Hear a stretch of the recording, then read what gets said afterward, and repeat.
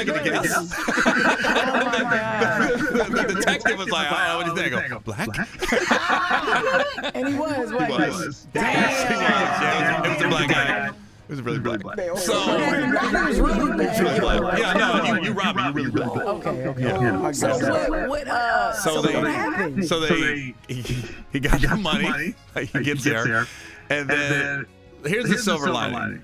Once he broke into the car, I went back and had to call my insurance company, and of course they cover the damages. Well, they go reevaluate everything. They said, shout out to State Farm. You can consolidate the homeowners, the car, and everything. They go, and you're going to save $240 a month. So I'm not going to tell you how much it was, but in 5 years, I'm ahead.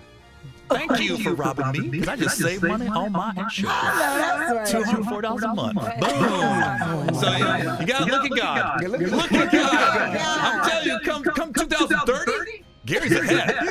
You think you robbed the wrong one today, State Farm.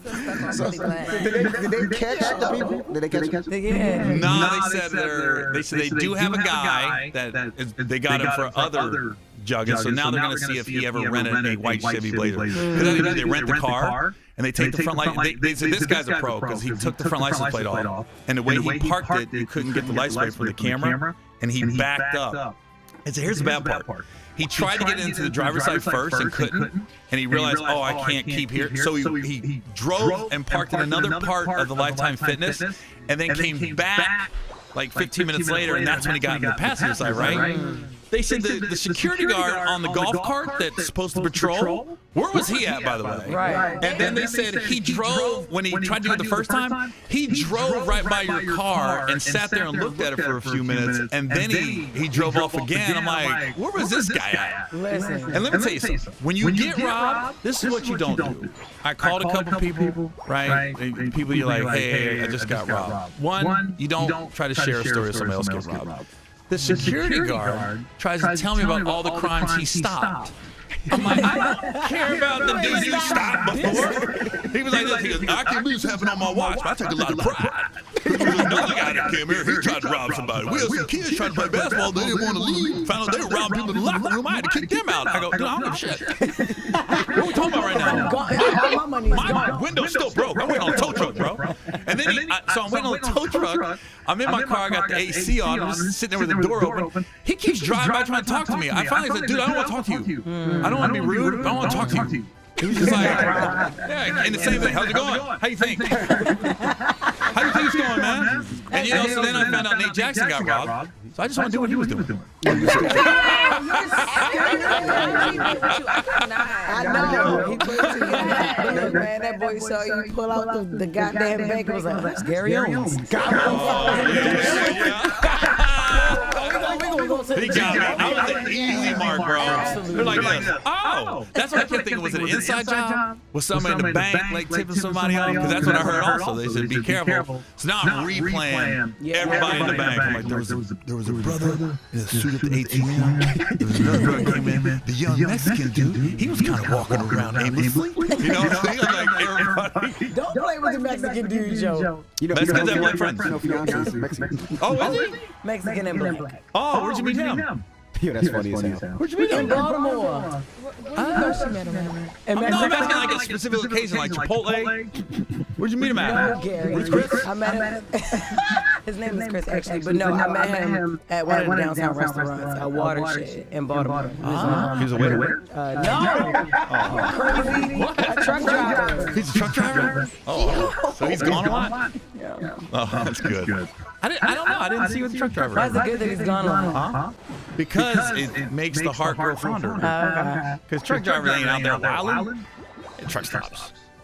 You know what could go wrong? A lot was it. That's what I'm saying. Yeah, exactly. Yeah. I don't think he's, if he's with you, he's not going to go back to lot lizards. I'm sure he had one at some point in his life. What's the next question? Anybody? I mean, at one point. It's already sold out. It's already sold out. We added Sunday, it's sold out. Oh, you want to talk about Atlanta next week? Sold out. We did add a show. We did add a show Sunday in Atlanta, and then in 2 weeks I got 11 shows in DC. They're sold out. I know that's right, girl. You better talk. No. You better talk. That's sold out too. What'd you say? Oh, wait a minute. I'm in Virginia Beach in October. Sold out. Sorry about that. October. Sold out. You better tell I know Lauren you're not today. going on them sold out I know, days. that's right. No more divorce jokes because it came up in court mediation. Oh, I know with the thing. It came up mediation. I was gonna let you rock till you sold out. Yeah, that was funny though. I can't even lie. That was a good one. I never even like the same thing. If I'm talking about Jess, I'm talking about Lauren. It's all content. Even in the divorce, I was like, even with the mediation, it was content. Like I was acting like I was serious, but I was like, that's kind of funny. You know what I mean? You got it's just. And it's like, I know the lawyers don't even know when to take you serious. This is what I learned. This is the biggest thing I learned. I hope anybody's getting a divorce, listen, and you hear it all the time. Get to a point where you're cordial with your ex, and you guys decide what you want to do that's fair to everybody. Because this is when I knew these lawyers are playing this. We were held up for a couple weeks over life insurance. She wanted to take out I think it was like a $5 million life insurance policy on me, right? Yeah, on me in case I pass away, so she's good, right? Yeah, but she's got to pay the premium. I'm not paying it. So my lawyer went back and forth to her lawyer over that's too much for life insurance. I said, I'm dead. I don't care what it is. She's paying for it. I don't care what my policy is. They go, well, I don't think the life insurance should be bigger than the divorce settlement. I go, who cares? Yeah. When I realize I'm getting the bill, like, okay, why am I getting charged every email over the? I said, it's done. Give it to her. I'm done. Yeah. And then when we finally get to a point where you're like, I go, this is so pointless. They will literally find one thing to keep it going. Yeah. And that kept it going for a couple weeks. The dang, if I'm dead, how much does she get? I don't care. I'm not knocking all I can do is get a physical. And they keep getting your money, taking more money just to prolong it. And I finally told her, I was like, I finally got to a point where I called her. I said, look, we just got to get this over with. Trust me on this. I said, yeah. I wasn't the best with fidelity, but I never did you wrong financially. You know what I mean? So she felt like, all right. Yeah. So Are then, y'all cordial? right. Okay. Every now and then it'll creep back up. I'm like, whoa. It be You're high back stuff. How you doing? You're really still upset? Yes. Yeah, sure. You're really still upset. I think it's funny. I talk on stage a little bit. Like when I had the twins, I randomly saw her at the airport. And I said, hey, you know, I had twins. She goes, yeah. And I go, well, do you want to see them? She goes, no. I said, I know you do. So I showed her the twins, right? So my twins. Yes, it is. It's fun. That's not fun. She thought it was fun.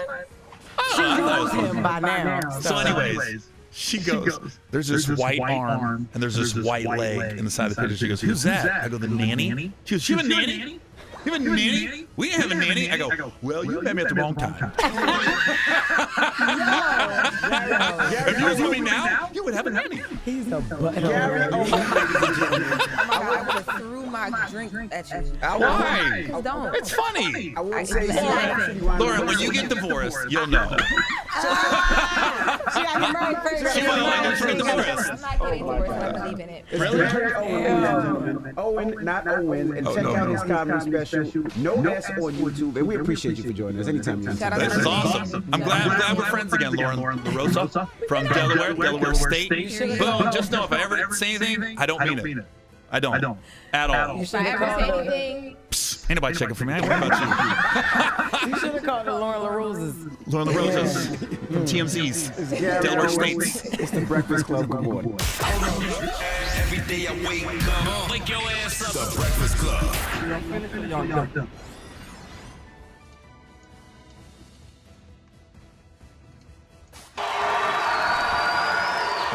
Right. He's fucked up. He's fucked up. Like, all right. Good night. You can't give me. Here's the problem with these specials. You can't give me the loudest applause in the beginning, because then I got nowhere to go but down after that. Like, dang, he was good the first 30 seconds, but the rest of that shit was bullshit. You know, so I'm actually very glad I chose this area to do my special, because one, is diverse, and then there's no reason not to be here on time, because you do have BART, and you can drive here also. I don't take the BART anymore because I fell asleep on it one time and woke up in Richmond. I didn't know All that I woke up. I was like, where am I at? And there were like 5 brothers standing outside. Come here, man. I was like, the dude was like, this is the last stop. I said, well, I'm going home with you. Shoot. That's the best part about my job, though, is like we get to travel everywhere, you know. And even when I leave the country, it always fucks in my head when I leave the country because I forget not everybody speaks English. And I also forget it's my job to learn the language of the country I'm going to. Because I remember like about 10 years ago, I went to Japan. Never been to Japan before. I get there before all the other comedians, so I'm by myself like the first day. So I'm walking around Tokyo, and I walk into this restaurant, and I sit down, and I look at the menu, and it's not translated, and then nobody in the restaurant spoke English. And I swear to God, the menu didn't have no pictures. And I looked at this menu for like 15 minutes, thinking somehow I was going to magically learn Japanese. And then the waiter came over, he started talking to me. He don't speak English, I don't speak Japanese. We get nowhere fast. I don't know why the fuck I went to Spanish, thinking that was going to help the situation in Japan. But I started speaking Spanish in a Japanese accent. I go, oh, gracias. Gracias. No, oh no, oh no, oh no. I just gave up. Adios, adios. Adios. Flying is interesting too. Like comedians, we fly more than flight attendants. You know, the thing about flying as a comedian is like most comedians, the first few years of your career, you fly coach. Like I remember the first 10 years of my career, I was coach. But then you fly so much on like American, United, Delta, they'll start upgrading you, and it's weird mentally to make that transition from coach to first, especially when you're not paying for first. Because then you get to the airport, you feel like you're cutting because you're boarding first. Then they see you in the front of the plane. I wish first class in the back of the plane. I don't like it in the front because you got to sit there and everybody got to walk by you. And you don't want to make eye contact with anybody because you don't want the people walking by you. You don't want them to think that you think you're better than them because we all judge people. Because I tell you this, if I'm in first and I see a dude get on the plane with a Gucci backpack, Louis Vuitton belt, Prada sunglasses, diamond chain, the motherfucker's in 3060.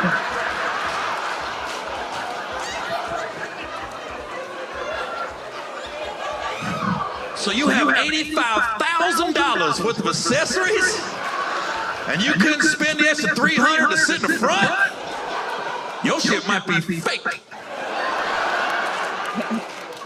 I don't like switching seats when I'm on a plane. Don't ask me. Can't stand that shit. Because when you get your seat, whoever asks you to switch, they give you a guilt trip if you say no, like you in the wrong.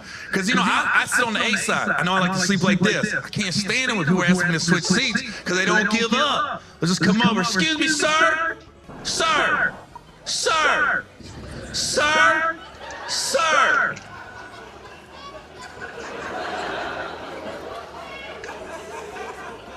You might switch your seat so I can sit next to my husband.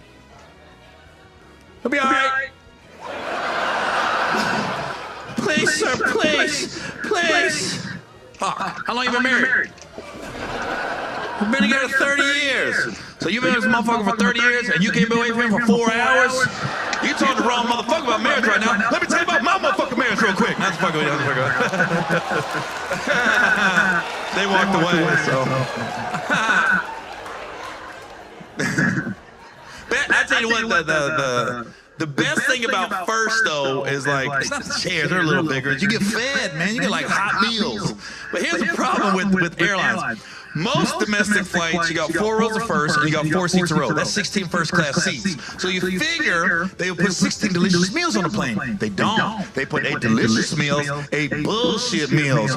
And you better hope you're in the first 8 seats so you can get a delicious meal.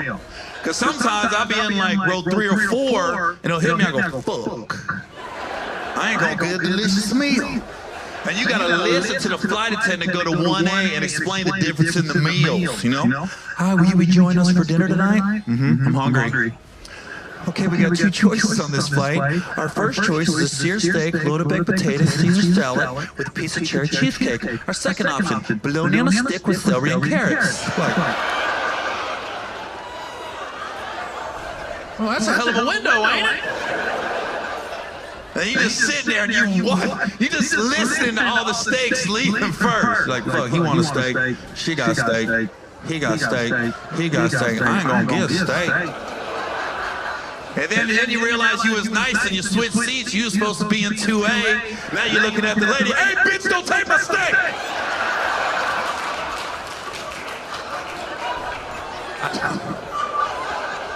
I don't like talking to people on planes. Please don't talk to me. Because here's the problem when you talk to somebody on a plane. If you sit down next to me and you ask, and I think the icebreaker is, what do you do for a living? That's what most people ask. If you get on a plane, you sit down next to me, and that's the question you ask me, hey, what do you do for a living? It tells me a couple things. One, tells me you don't know who I am. So I'm definitely not going to say comedian, because if I tell you I'm a comedian and you don't know who I am, I'm going to get 3 responses. One, tell me a joke. That ain't going to happen. I'm off work. Or they want to tell me a joke, which I don't want to hear. It's going to be long. Ain't going to be no payoff. And now I got to give them a fake laugh.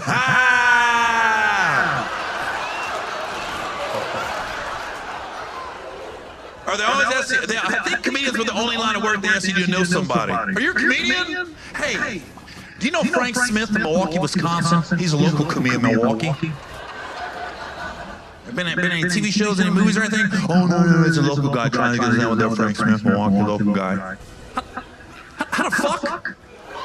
When I know Frank Smith from Milwaukee, they don't do this shit to nobody else. Nobody goes up to LeBron James. LeBron, you know David Jackson? Plays basketball at the YMCA in Dublin on Tuesday nights. How the fuck would he know David Jackson plays basketball in Dublin on Tuesday? I don't know. But play basketball, thought you might know him. David's a beast. He'd be going for like 10 points a game on Tuesday. Yeah, he's left-handed. He's an over 30 leg running shit. I'm glad you guys are laughing, because we're in a weird state to be a comedian right now. Because, you know, people are always asking, like, is cancel culture messing up your shit? Is it messing up your shit? Cancel culture has nothing to do with live shows. Live shows are great. The problem is if somebody comes to a live show, they bootleg 30 seconds to a minute of your act, they put it on YouTube, and then the motherfuckers that don't like your joke get mad at you, and they come up with all these reasons why they try to cancel you. And the funny thing is, I never meet these motherfuckers in real life. And then, if you mad at a joke that I said on YouTube, you probably ain't never seen me live anyways. That's the problem. I had one person get mad at the joke was 18 years old. I said, motherfucker, you late as fuck. He's like, don't ever see him. I'm like, oh, bitch, I ain't telling that joke no more. What the fuck? I was talking about the president being black. That ain't been around in a minute. The fuck? But like all the shit you really want to talk about, people want to talk about, motherfuckers like, you can't be talking about that shit, you know? Like you're not supposed to talk about guys with dicks that don't want their dicks no more.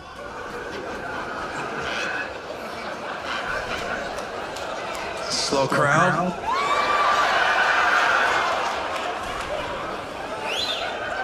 Not supposed to talk about girls with no dicks that want a new dick. Bruce and Caitlin fucked the game up, man. Put that dude on the cover of Wheaties. Whole time he wanted to be on Fruity Pebbles.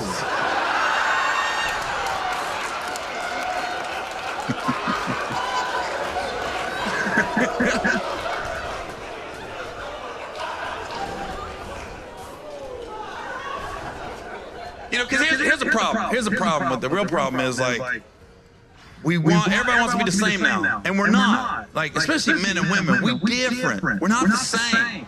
And now all these different jobs, they want to hire people, and you got to meet a quota instead of hiring the best person for the job. But the fact of the matter is, some jobs women should have, and some jobs men should have. We're not the same.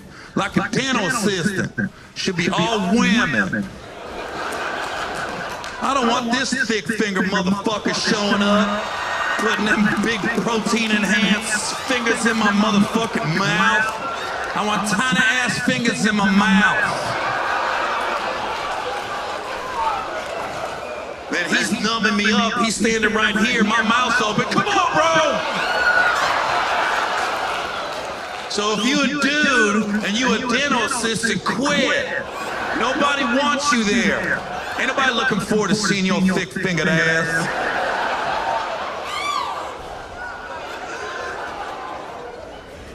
Nurses should be all women. The fuck you doing? You a grown man. You a motherfucking nurse. Because I'm just saying, when you get sick, as anybody, when you get sick, who you want to take care of you? Either your wife, your mom, or your grandma. Not your fucking Uncle Daryl. Ain't nobody want to see you at the motherfucking hospital. Shit, hey, listen, I had knee surgery last year. And I'm coming out of anesthesia. I'm in and out, right? I'm half in and out. I'm all fucked up. My knees all fucked up. And then I had a female nurse, thank God. And then I couldn't eat or drink until I took a piss. So I couldn't piss. So there's like, my nurse came in, and I'm half out of it, right? And she goes, Gary, she goes, we gotta put a catheter in you so we can drain you so you can get something to eat and drink. Are you okay if I put the catheter in, or would you prefer a male nurse? I woke up, I said, why the fuck would I want a male nurse? I went right back to bed.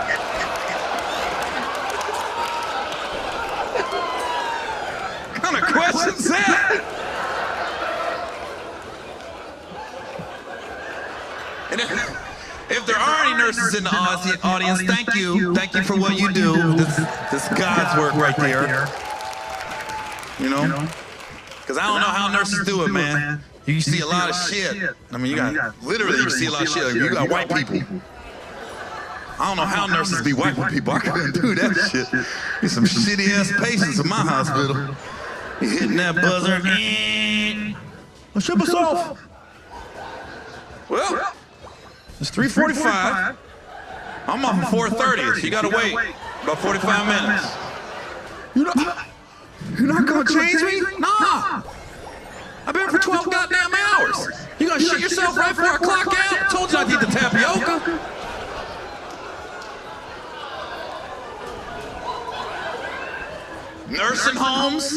Nursing homes should be all women.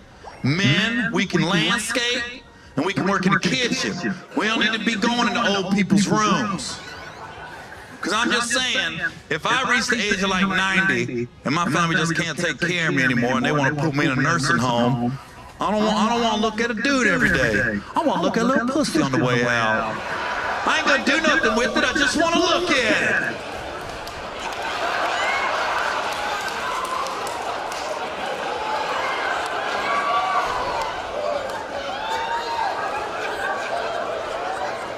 I'm gonna be a dirty old man too. I'm telling you, I'm gonna be a dirty, nasty old man. Be hitting my buzzer. And Mr. Gary, I shit myself.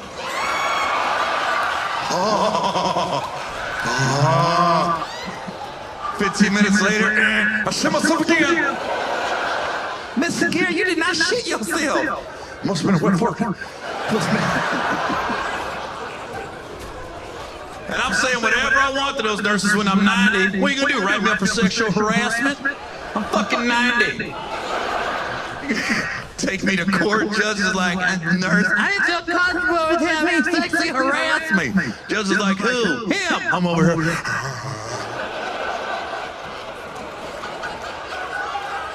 If you don't get your ass out of my courtroom, motherfucker can't even walk. Yeah, but I'm saying whatever I want when I'm 90, them nurses. Ooh, whatever I want. Because I really ain't got time to bullshit. I ain't trying to flirt. I'm getting right to the point. As soon as they come in the room. Mr. Gary, would you like to fuck? Now, I understand I'm 90. If I ask that question to 100 nurses, 99 are going to say no. I just gotta be that one. Probably like her first day on the job. All the other nurses are using me. It's almost like a initiation into the nursing home. I'm like, ooh, you gotta go to room 6. Mr. Gary just bust. She comes in the room. Huh? First day?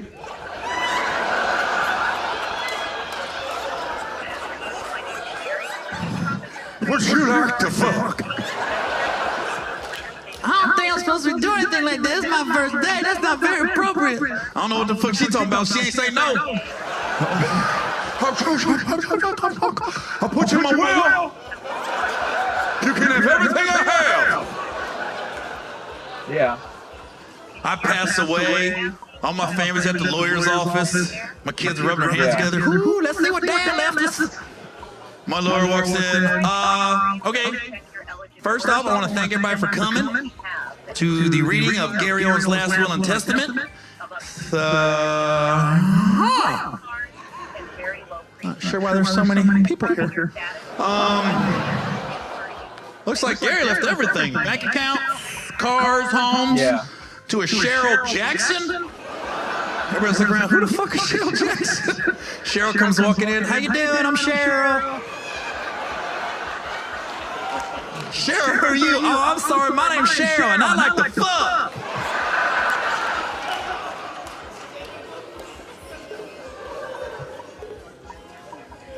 People always ask me, somebody says, you going out with a bang. That's funny. You might be my roommate. Would you like to fuck? Well, she don't, I'll fuck her. That's really funny. But people always ask me too, they always ask comedians like, what did we do before we were stand-ups, you know? And I always tell people I was in the military. They always think I'm lying. Like, what? Motherfucker, you in the military? Yeah. Here's the funny thing about my time in the military. The crazy part is, I was on TV and in the Navy at the same time. And I'll tell you how it happened. I was stationed in San Diego, and I'm doing stand-up on the weekends and on my off nights, right? But the Navy don't know I'm really trying to be a stand-up. So I'm driving in my car, and I hear this radio station, Z90 in San Diego. They was like, we're looking for the funniest black comedian in San Diego. So I called in.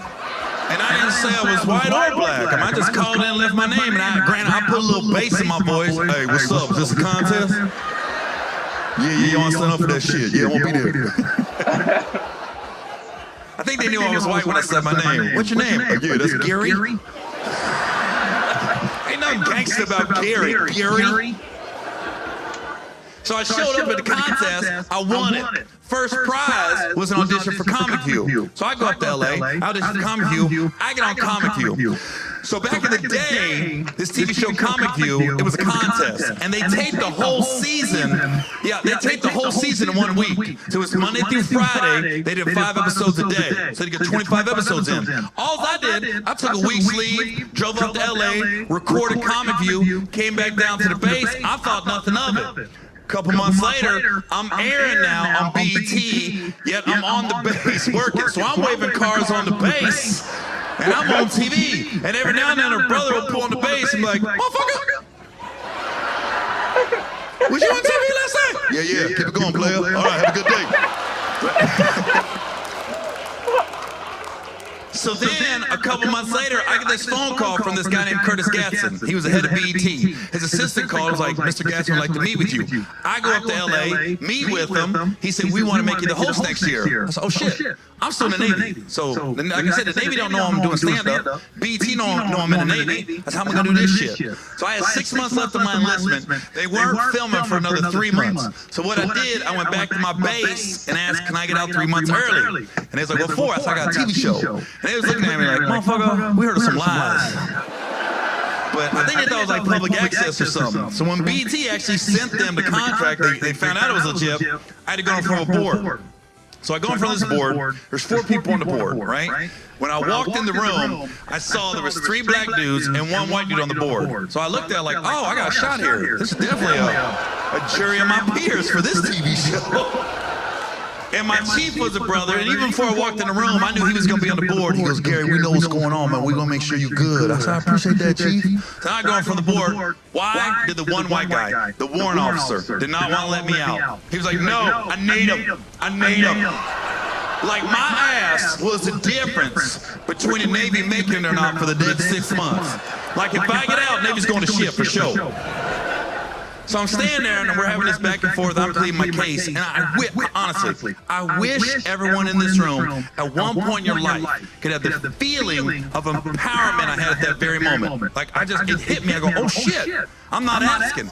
I'm telling them I'm getting out. Honorable, dishonorable, I don't care. Because it hit me, and it's held true. I've never been hired for a TV show, a movie, or a comedy club, and they've asked me for my military record. It's never fucking happened.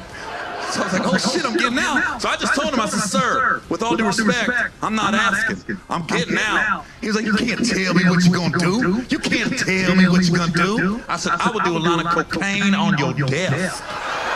If that's what it takes, then that's what I'll do. That motherfucker stood up, what the fuck you say to me? What the fuck you say to me? My chief looked over, he's like, I think he said do a line of cocaine on your desk. Haha, fuck that dude, I got out.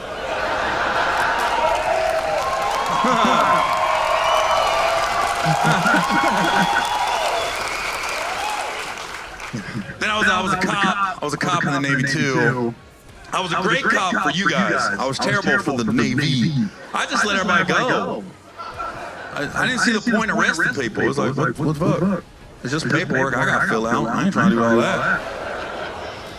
Because most 90% of stuff you get on base is like DUIs or something like that, you know? So that's why I like working nights. I work 6 p.m. to 6 a.m. Nobody's looking over my shoulder. I could do what I wanted. So I can't tell you how many people I pulled over and let go. Because what I would do, as long as you was cool, I'd take your keys. I said, look, I get off at 6 a.m., be at the Master Arms office at 6 a.m., I'll give you your keys back. And I drop them off at the barracks or base housing. Nobody ever slept. I never had a motherfucker. I never went home with somebody's keys. I don't care if I pull a motherfucker over 5:45. That motherfucker wake up and be at the Master Arms office at 6. Because I remember one night I pulled over the captain of the base. I know it was the captain. I pulled over, he was so fucked up. He was drunk as shit. And I go up to the driver's side window and go, oh fuck, that's the captain. And he had a girl in the car with him. And I don't know who the girl was, but it was not the lady in all the pictures over the base with them. I ain't trying to start no shit. So when I saw the captain, I said, "Hey, how you doing, sir? We got two choices. You can give me your keys, and I'll drop you off at your house and just pick up your keys in the morning when I get off at 6 a.m. Or I can give you a field sobriety test, and we can see how that works out." And he goes, "Because I don't want to pull you over tonight. You're by yourself."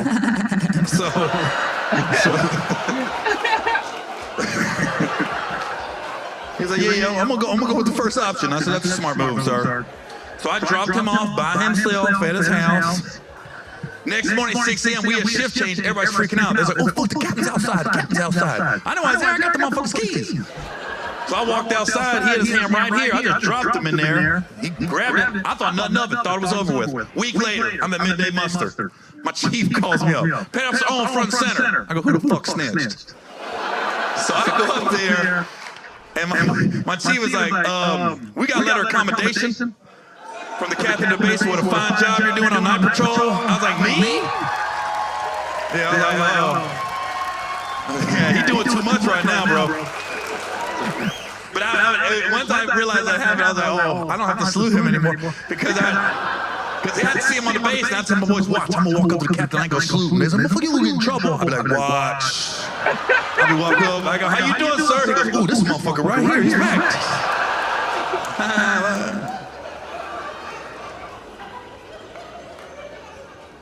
It's funny too, like being in the military too, like, I know you've seen this shit on YouTube and stuff, these homecomings, like these Army dudes, or these Marine dudes, or Navy dudes, Air Force dudes, they're like, they've been gone for like a year and a half, 2 years, and they'll come back and like they'll have their wife and kids. They'll be like at mid-court at the Warriors game, and they don't know the husband's right there underneath the basket, and they look at the big screen like they got a $500 gift card from Pete's. And they're like, you get $500, you can get coffee, Danish latte. And they go, turn around. They turn around, the dad's there, and they come running in, everybody's crying. It's some emotional shit. Like, you can get on YouTube right now and look it up. They'll splice like 10 of these things together, and all of them are good. Whenever I watch it, though, listen, I'm cool if we do the Army and Marine homecoming, but not the Navy. Let's stop. Let's slow it down, okay? I was in the Navy. We didn't have no bullets flying by our head. We weren't in the trenches. We in the middle of the goddamn ocean. Like, we in the war, but we kinda in the war. Stop acting like we war heroes when we come home and shit. It's literally like, it's like an earthquake hitting San Jose, and a motherfucker calling somebody in Fresno. You good? The fuck you talking about? There was an earthquake. That's in San Jose. You in Fresno, you close. That's the Navy. We close to the war, but we ain't in the war. Put the blanket back up there.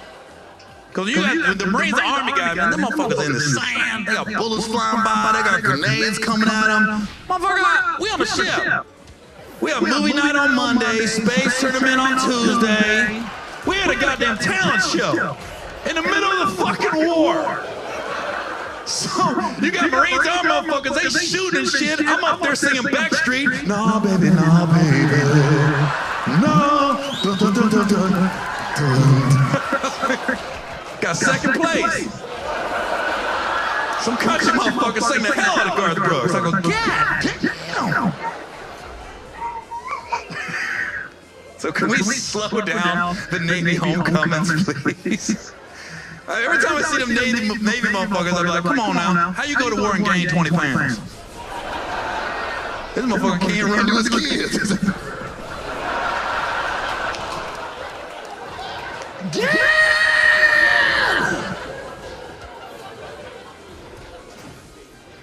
It's weird too. It's weird because I got like my grandpa was in the Navy, my dad was in the Navy.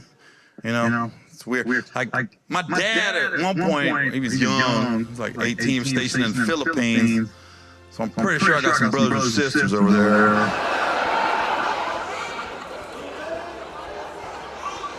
I'm almost positive. It was a different time when he was in the Navy. I was wondering why every time Manny Pacquiao would fight, I'd root for him hard. I really want him to win. Like my grandpa actually married my grandma in the middle of World War II. So in the 1940s they got married. Sometimes I've been thinking, what was on the radio that night? What was on the radio the night my grandpa married my grandma? Like, what was the jam? When the wedding's over, my grandpa took my grandma back to the hotel, bent her over the bed, just turns on the radio. I see stars, skies, redwoods too. Oh! Oh! You are beating this pussy up, Edward. You are tearing this pussy apart. And I said to myself, what a wonderful world. Beat that pussy up, Grandpa.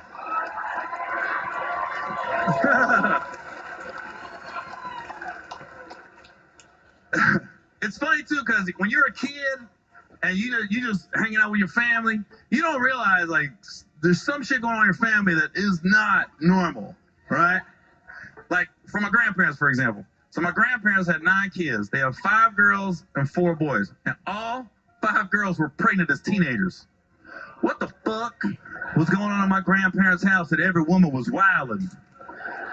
And my mom waited the longest to have me. She was 17. All her sisters must have been looking at her like, what the fuck you waiting on? You trying to drive yourself to the pediatrician? Miss Independent? Because I remember right, my grandpa passed about 14 years ago. I remember right before he passed, one of his last wishes, he wanted everybody to get together. He wanted this one big family reunion. And so, that was not an easy feat trying to get everybody together because out of all the kids, all my aunts and uncles, everybody had at least 3 kids. At least 3 kids. So that there's a lot of grandkids, a lot of great-grandkids. So we finally got everybody together. Got this big family reunion thing going on. And we hired a photographer. He had the tripod, the wide-angle lens. And we was all going to get this one family picture one last time because, my grandpa didn't have a lot of time left. And I'm sitting there, I'm writing this for grandpa in my hand. And the dude will not take the picture. And I was like, dude, take the picture. He kept yelling at me. He goes, scared, come here. Come here. I said, man, take the picture. He goes, I can't. Come here. I go around, went behind the camera. I said, what's the problem? He goes, look. So I looked in the camera, and my grandpa was heavy. And he had shorts on. His right ball was peeking out his shorts. And the camera dude was like, I can see his ball. I can see his right ball. I can't take the picture. I can see his ball. I said, okay, I'll go talk to him. Now, you tell me you can see my balls, I'm embarrassed. Not my grandpa. I went up to him, I said, hey, Grandpa, your right ball. Put your right ball away. We can see your right ball. My grandpa was like, He goes, all yous started with this. I was like, well, You left that motherfucker hang there, Grandpa. I didn't think it like that.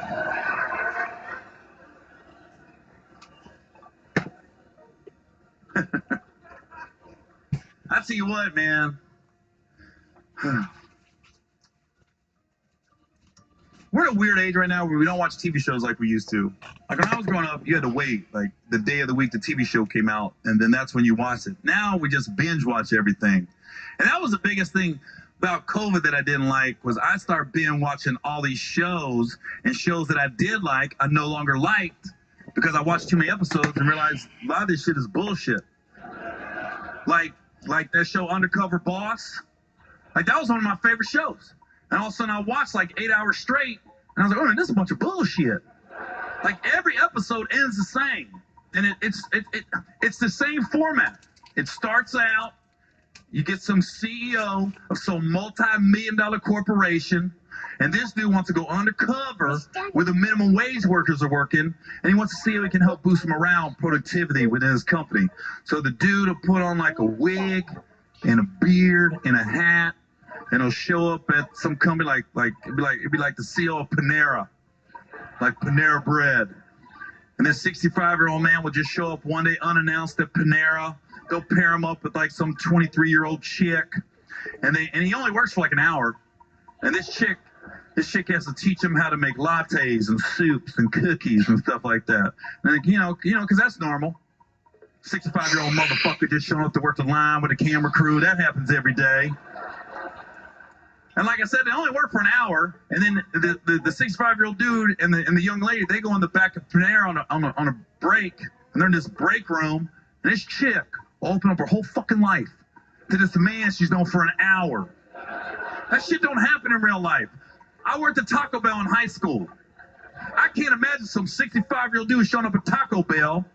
I got to train him, and after an hour, we go in the back, and he starts asking me undercover boss type questions. So we're just sitting there. Hey, Gary. Hey. Thank you for training me today at Taco Bell. Do you like working at Taco Bell?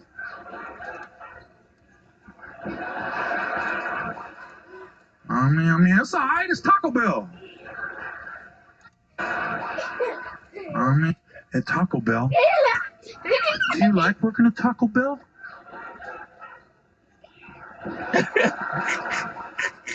I mean, it's all right. It's Taco Bell. Oh, motherfucker. Yeah, it's my dream job. What the fuck are you talking about? So, Gary, let me ask you one more question. Why did you choose to work at Taco Bell? What? Why are you asking this question, man? I don't know you. Ask yourself that question. Why you working at Taco Bell? I'm 17, you 65. Now fuck this motherfucker, man. I'm supposed to be on the register. I'm back in this hot-ass kitchen banging out these bean and beef burritos because this old motherfucker finally wants to do something with his life. Can't put the sour cream in the gun. His hand's shaking and shit. Well, fuck that, man. But that shit don't happen on Undercover Boss. That 65-year-old man takes that young lady in the back. This chick will open up her whole fucking life, man. He'll just sit there. So, hey, thank you for training me today at Panera. Do you like working at Panera? I love it. It's everything I wanted, you know? Like when I got here, I thought I'd be here 6 months, but here I am 3.5 years later, you know? And now I can run the register by myself. I can make the soups by myself. I can make the salads by myself. Because when I got here, my life didn't really have a direction. It didn't. And now it does. And that direction starts with a P and ends with an A. And in the middle, there's an arrow. And right now, my whole focus, I'm going to go climb the top of that Panera mountain. I don't know where the mountain is. When I find it, I'm going to climb it. I'm not coming down. So I get all the Panera. Nope. But you're a beautiful young lady.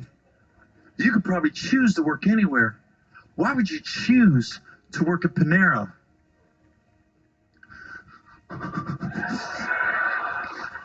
It's, man, but, my dad's got cancer, and growing up, my dad used to make oatmeal for me every morning. And now that I'm at Panera, I'm actually in charge of the oatmeal raisin cookies. So every morning when I wake up and I mix that batter up to make those cookies, I think about my dad. And how my dad used to make me oatmeal. Now I'm making other people oatmeal with raisins in it. And it's not perfect here at Panera. It's not, you know, because if I could change one thing about this company, I just wish we put 2 more raisins in every oatmeal raisin cookie. Because right now we put 16 raisins in every cookie and we can't guarantee a raisin in every bite. And we're selling our customers an oatmeal raisin cookie. What we should call it is oatmeal, maybe you'll get a raisin cookie. You know, and I got a son. He's everything to me, but he's blind. He can't see shit. But he loves the smell of oatmeal raisin cookies. So every morning when I take that first batch of cookies out of the oven, I close my eyes and I take a whiff of those cookies. And I know my dad's in my heart and my son's in my nose. At that very moment, they come together as I sniff those oatmeal raisin cookies. And I got a daughter. She's my light. My son's my world, but she's my light.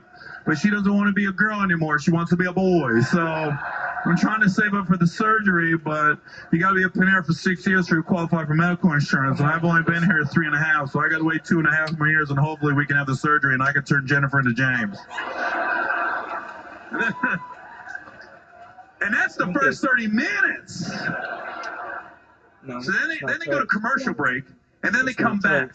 And when they come back, now the CEO, he done went home, got a shower, shaved, got a 3-piece suit on. Now he's really looking like the CEO of a company. And then he sits down in this big, beautiful office.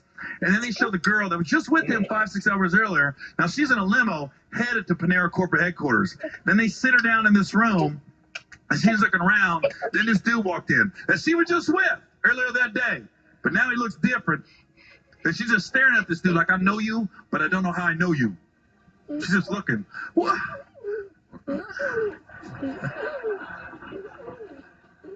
Charlie? All right. Charlie? Is that you, Charlie? Well, my name's not Charlie, first of all. My real name is Douglas Krause. I am the CEO of Panera Bread. And I got to tell you, that 60 minutes I spent with you today changed everything for me. It really did. I saw your passion for our company. I saw your enthusiasm for our customers. And I said to myself, wow, this is a young lady we need here for a long, long time. So after I left you today, I took a few steps to ensure your place at Panera for years to come. The first thing I did when I left you today, I made a $10,000 donation to the Cancer Society in your father's name. That's the first thing I did. The second thing I did, I ordered 30,000 raisins to be distributed all throughout the country. So tomorrow morning, we're going to put 2 more raisins in every cookie, and we're now going to guarantee a raisin in every bite. Thanks to you, I appreciate that. And then you told me about your son and how your son's blind. And I wasn't okay with that. So I want to give your son my eyes. What the fuck?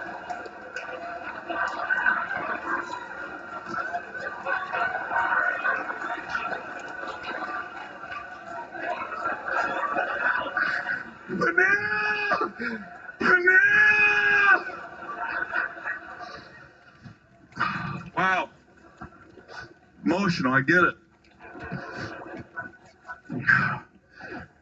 Let it out. Let it out. And then you told me about your daughter. How your daughter needs that surgery, but you don't qualify for medical insurance. So I went and I put in a waiver.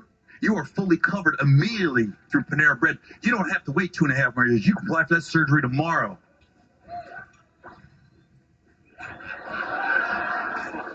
Still wasn't enough, though. Still wasn't enough. Whew. So I talked to her with my wife. I want to help your family out, and I want to give your daughter my dick. I want to cut my dick off and give it to your daughter. What the fuck?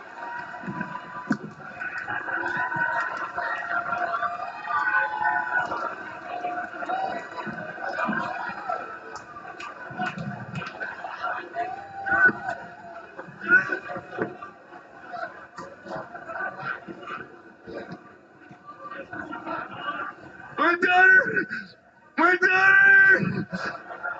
daughter's gonna have a dick. My daughter's gonna have a dick. My son's gonna see it. My son's gonna be able to see my daughter's dick. Stupidest fucking show on TV. We crying and shit.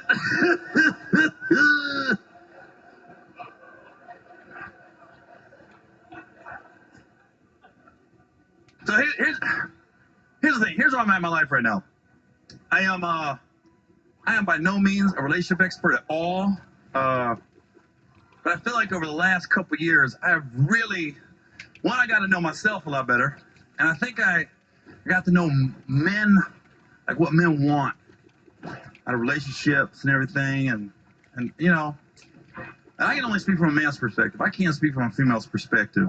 But it's not complicated. It really isn't, you know? And I see we got couples in here tonight, but then if you're single, I want to help the single ladies out too in here.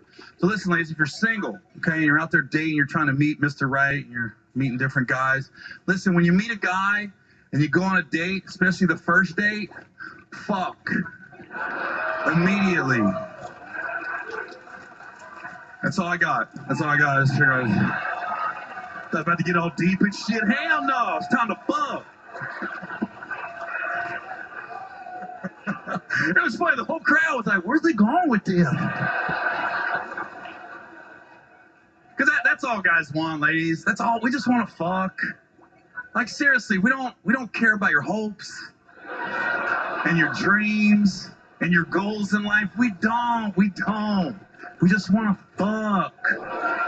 And until we fuck, everything you say to us is going back to fucking everything. Oh my God, I just got my master's from Harvard. I ain't never had no Harvard pussy. Had some community college pussy, that was good, but Harvard, that's Ivy League. Because like, I know I did that movie Think Like a Man. And in that movie, Steve Harvey, he wrote that book. And, you know, when I read the book, and I read that part where he was telling women, he was telling people to wait 90 days. When I read that, I was like, this is the dumbest shit I have ever read in my life. Ain't no dude waiting 90 days. I read that book like it was fiction. Like, who wrote this? Harry Potter? This ain't real. Ain't no dude waiting 90 days. I wish a woman would tell me wait 90 days this stage of my life. Woman, Gary, I need you to wait 90 days. All right. I'll wait 90 days for you. I'm gonna fuck 3 other girls in the meantime. But I'm gonna wait 90 days because you asked. 90 days is up. Oh my God, I can't believe you waited. I know, I surprised myself. But you're worth it. She's not.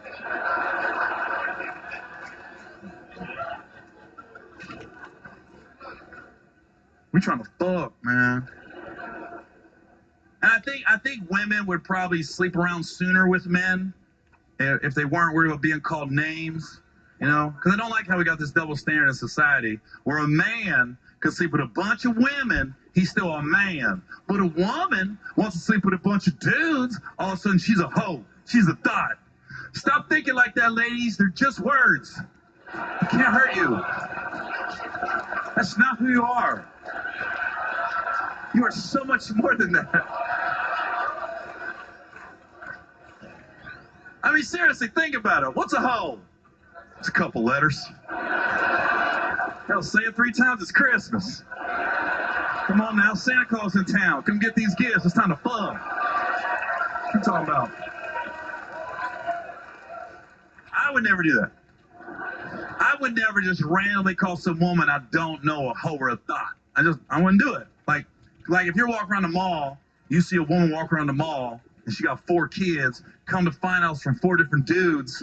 Some people might call her a hoe. They will. Oh, she a hoe. She got 4 kids with 4 different dudes. She's a hoe. Now me, I see a woman with 4 kids from 4 different dudes. That's a woman with some really amazing pussy. I said, hold on. Let me get this straight. 4 separate dudes hit that raw and refuse to pull out. That shit must be amazing. That pussy must be fire. I want to feel that flame. Because you got to think about it. You really got to think about it. By the time the 4th baby daddy got up in there, that motherfucker do the math. That motherfucker knew he had to pull out and still couldn't. He knew she had 3 other kids. You can't hide 3 motherfucking kids. Hell, the kids probably at the door trying to get in the room. Mom! Mom! I'll be out in a minute. Damn! That dude was just in there.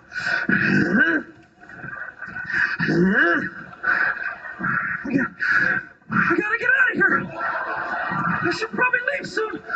I can't. Oh shit. Oh shit.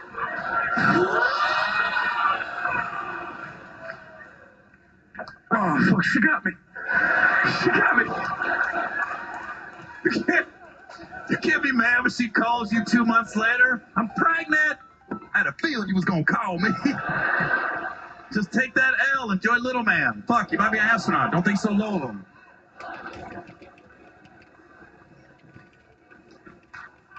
Cause that's the only one. That's the only one of the 10 Commandments I don't agree with. Is when they say, wait till you get married before you have sex. You can't do that. You can't do that. I don't know. I think Jesus and God have a sense of humor. Because this is the truth, ladies. Men, we really don't know how we feel about you till we nut. And that's the truth. Because I guarantee you, every dude in this room, at one point in your life, you had a girl you thought you really liked, and then you nutted, and everything changed. It's not our fault. We can't explain it. It just happens. We'd be like, ugh, I want you to leave. It's not our fault. We don't know until it happens. And we'll come up with some fucking excuses to get you out of the house. I got a dentist appointment in the morning. It's 3 a.m. I know my dentist is at 6, so yeah, my dentist is in Napa, so I gotta get going here pretty soon. Going at traffic rush hour. Don't be mad at us. It just fucking happens, man.